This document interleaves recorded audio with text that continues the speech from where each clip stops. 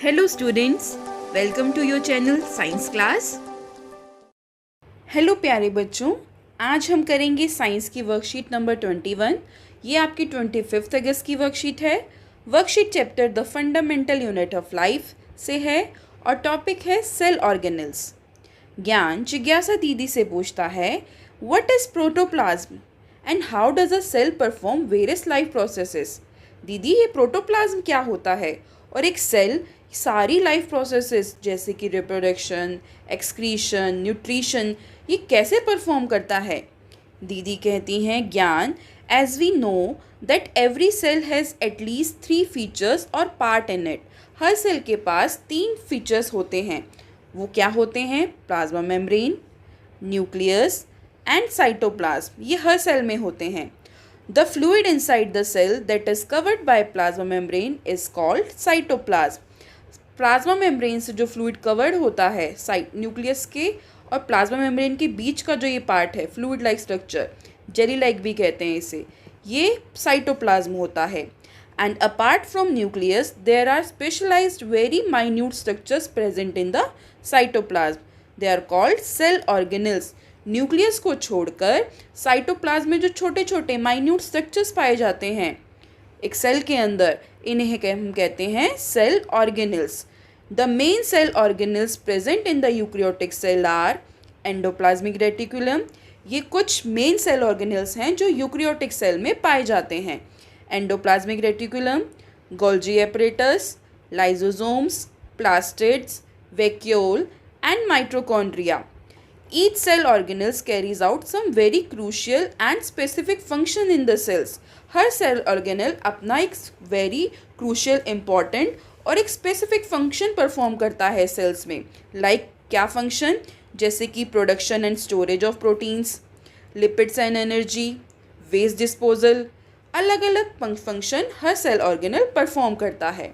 The living part of a cell including the cytoplasm, nucleus and other organelles is known as protoplasm. Cell का वो living part जिसमें cytoplasm और nucleus plus सारी organelles include होती हैं, इसे हम प्रोटोप्लाज्म कहते हैं। इसे हम एक पिक्चर से समझते हैं।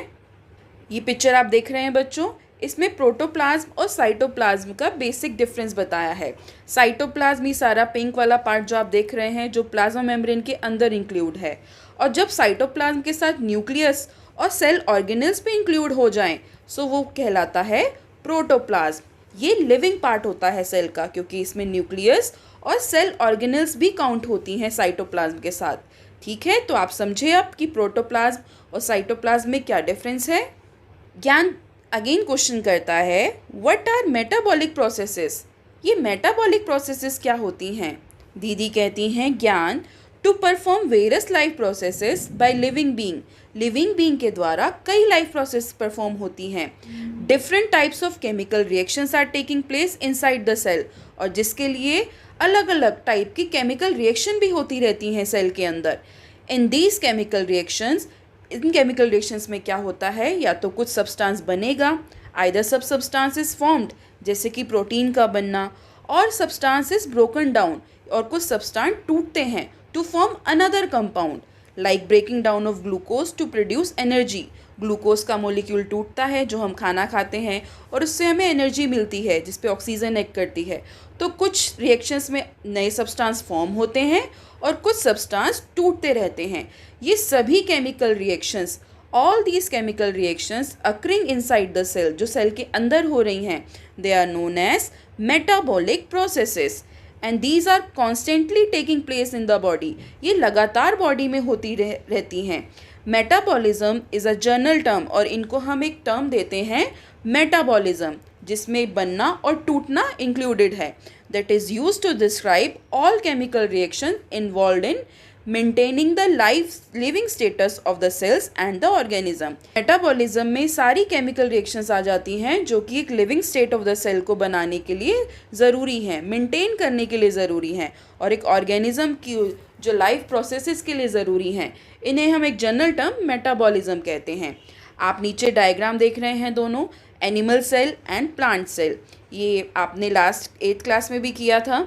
इसमें सेल ऑर्गेनल्स आपको दिखाए हुए हैं कि प्लांट सेल और एनिमल सेल में कौन कौन से ऑर्गेनल्स पाए जाते हैं। तो आप देख रहे हैं सभी कॉमन ही हैं, बट कुछ ऑर्गेनल्स केवल प्लांट सेल में पाई जाती हैं और कुछ एनिमल सेल में, जैसे कि सेल वॉल, ये प्लांट सेल का फीचर है। यहाँ पर वैक्यूल बड़ा होता है, यहाँ वैक्यूल छोटा होता है। इस तरीके से आप diagrammatically and by written form difference भी समझा सकते हैं between animal and plant cell. आइए अब हम कुछ क्वेश्चन कर लेते हैं। Now answer the following question. First question, draw a neat diagram of plant and animal cell and label its important cell organelles. आपको यहाँ से दोनों डायग्राम ड्रॉ करने हैं और कुछ इम्पॉर्टेंट सेल ऑर्गेनल्स जो मेंशन हुई हैं वो शो भी करनी है। तो आप यहाँ से इसे बना सकते हैं। Second question, what are metabolic processes, give one example. Metabolic processes क्या होती हैं और एक एग्जाम्पल भी देना है। सो मेटाबॉलिक प्रोसेसेस आप इस पैराग्राफ से समझाएंगे कि the chemical reaction in which either some substance is formed और a substance is broken down to form another compound, they are known as metabolic processes. इन सभी रिएक्शंस को हम मेटाबॉलिक प्रोसेस कहते हैं। और इसका एग्जाम्पल क्या हुआ, either like synthesis of protein और breaking down of glucose to produce energy, ये दोनों ही मेटाबॉलिक प्रोसेसेस के एग्जाम्पल हैं। Third question, differentiate between plant and animal cell. यहाँ डायग्रामेटिकली दिखाया गया है, आप टेबल बना के इस तरीके से भी लिख सकते हैं। प्लांट सेल और एनिमल सेल के आप इस तरीके से टेबल बना के दोनों में ही डिफरेंस शो कर सकते हैं। Fourth question, where is cytoplasm located. Cytoplasm कहाँ पाया जाता है?